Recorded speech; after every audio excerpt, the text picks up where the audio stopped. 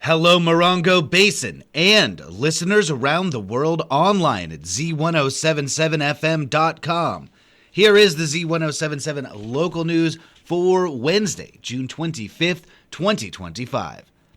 A registered sex offender in Apple Valley was arrested on suspicion of the sexual abuse of a child in the Morongo Basin, including an attempt to allegedly meet the child in person. The San Bernardino Sheriff's Morongo Basin Station says they were investigating Douglas Bergschneider, a 33-year-old resident of Apple Valley.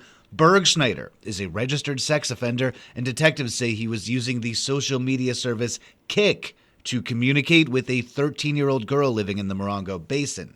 Detectives say that Bergschneider sent the victim explicit photographs of himself and was making arrangements to meet her in person. On Thursday at around 6 a.m., detectives from the Morongo Basin Station and the Sheriff's Crimes Against Children detail executed a search warrant at Bergschneider's residence in the 20,000 block of Thunderbird Road in Apple Valley, where he was taken into custody. Douglas Bergschneider was arrested on suspicion of sending harmful material to seduce a minor and contacting a minor with intent to commit lewd acts, and is being held at the High Desert Detention Center without bail. Detectives believe there could be additional victims due to Bergschneider actively seeking underage girls. His photo has been released and can be seen at our website, Z107.7 FM.com. Anyone with information related to this investigation is asked to contact the San Bernardino County Sheriff's Department, Morongo Basin Station at 760-366-4175. A lost hiker in the Landers area was located with the help of the sheriff's helicopter and canine units.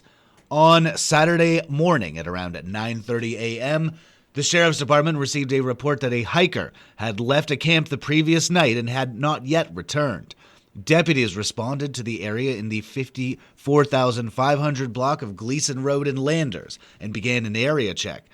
Deputies said that because of the time the hiker had been missing, about 12 hours, and the terrain of the search, they requested additional resources, including a 40 King helicopter and the department's tracking canine unit Naji with handler Deputy Baker. After a 45-minute search, the helicopter crew spotted the hiker approximately 2 miles north of the camp. The helicopter landed, confirmed the identity of the missing hiker, and determined that they were suffering from dehydration. Medics were called, and the hiker was taken to High Desert Medical Center for treatment for dehydration. The Sheriff's Department's Morongo Basin Station reminds hikers, recreators, visitors, and residents in the high desert to be cautious about extreme heat in the summer months. Try to plan hikes and outdoor activities for the early mornings and evenings, and always bring more water than you think you'll need. The state of California has released a new way to track how heat can impact the area you live in. Joining us with what's hot in climate data tracking is online news editor Robert Hayden. Rising heat is a reality that most Californians are facing year to year. We're creeping into the hot months already, with temperatures climbing over the 100-degree mark this weekend. June can be hot, but July through September is typically the hottest months of the year here, especially when monsoons and humidity hit the basin. According to the California Office of Environmental Health Hazard Assessment, statewide annual mean temperatures have increased by about 2.5 degrees since 1895. Drought and climate change are to blame, and the warming has accelerated, with 7 of the past 8 years being noted as the warmest on record. Warmer nights can make things feel hotter, and long stretches of hot weather can be a health hazard to anyone if you're not properly prepared. The state of California has released a new tool hoping to help with that preparation called the Cal Heat Score. It's essentially a map where you can look up the area code where you live to access data on how hot it's been, how hot it could be, and what to do about it. It ranks each area from 0, which is low, up to 4, which is severe. It also gives historical data. For instance, today in the 92252 area code, it forecasts the maximum temperature as 97 degrees, and it gives a feels-like temperature of about 92. That puts Joshua Tree at a Cal Heat Score of 1, or mild, for today. If the Cal Heat Score climbs to a 3 or a 4, that means the relative humidity and air temperature will make it hard for humans and animals alike to keep cool outside, and precautions should be made to stay out of the heat. For instance, when the heat index hits 115 degrees, cooling centers in 29 Palms Senior Center open up, and most places in the high desert keep government and community buildings open for residents to cool off in. There's a splash pad in Joshua Tree, and the libraries in Yucca Valley, Joshua Tree, and 29 Palms are all free and air conditioned as well. The Cal Heat Score tool is relatively new, only being launched in December of last year. As it's still early in the summer, it'll be interesting to see how it's used to forecast heat-related events, and communities are being asked to participate in the data collection. Because heat has always been something to consider here in California, this isn't the only tool that the state has created to track it. We'll have links to this story on our website to the Cal Heat Score Index, along with other climate-related information to help you prepare for the hot months. That's at Z107.7fm.com. Reporting for Z107.7 News, I'm Robert Hayden. Just prior to last night's 29 Palms City Council meeting, a workshop on a proposed solar project was held before the council turned to city business. Reporter Heather Clisby was there.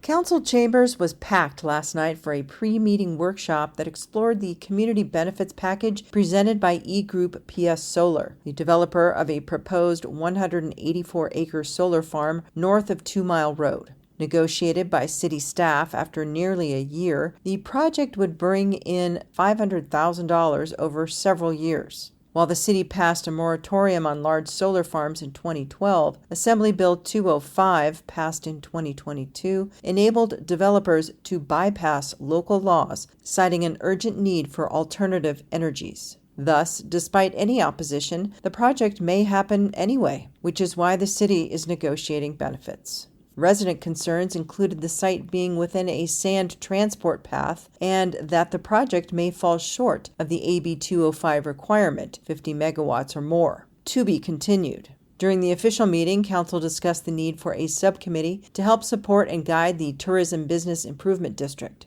Concerns included much-needed support for TBID Marketing Director Brianna DeSastre, deeper engagement with stakeholders, and poorly run meetings. Council approved a subcommittee consisting of council members Stephen Bilderain and April Ramirez. Council then discussed forming a subcommittee to assist the Housing and Homeless Committee, with concerns being a need for more engagement from residents and a more streamlined process. In April 2023, Council established the Housing and Homeless Advisory Committee, which consisted of 5 planning commissioners and 2 at-large community members. Last night, Council created a subcommittee comprised of Council members Octavia Scott and April Ramirez. The next meeting of the 29 Palm City Council is July 22nd. Reporting for Z107.7, I'm Heather Clisby.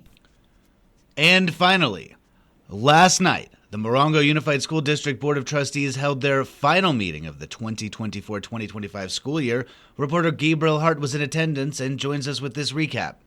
The meeting began by honoring Assistant Superintendent of Business Sharon Flores, who recently announced her retirement. The board praised Flores, citing that her, quote, careful stewardship has helped maintain MUSD as a fiscally responsible district, ensuring taxpayer dollars are used effectively to help students and staff, unquote. There were 4 new appointments to various positions: Jessica Hall, Assistant Principal of Onaga Elementary; Darlene Gonzalez, Assistant Principal at 29 Palms Elementary and Yucca Valley Elementary; and David Daniels, who will be taking the place of Sharon Flores as new Assistant Superintendent of Business. Director of Evaluation and Multilingual Learning Danielle Snyder gave a presentation on local indicators for LCAP with positive results, stating MUSD is passing state standards in teachers, instructional materials, and facilities, implementation of academic standards, parent and family engagement, and more.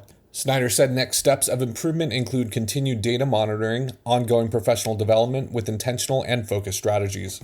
Director of Information Technology Troy Sladen reported on distribution of surplus technology-based materials, in which 2,700 laptops survived the district's purge of technological waste. While the laptops are obsolete according to the district's standards, Sladen and his team will be refurbishing these laptops and donating them to current and graduating MUSD students. This positive news was followed by a public hearing, followed by the board's unanimous approval. Sharon Flores added that this approval includes a change in policy where these donations of surplus technological materials will be able to occur annually. Reporting for Z107.7, I'm Gabriel Hart. That's our local news. Hear local news 7 times a day, 7 days a week at 7, 8, 9, noon, 4, 5, and 6. If you hear about news happening, let us know. Email us at tips@z1077fm.com. Reporting for the Morongo Basin News Leader, the award-winning Z107.7 Local News, I'm News Director Jeff Harmatz.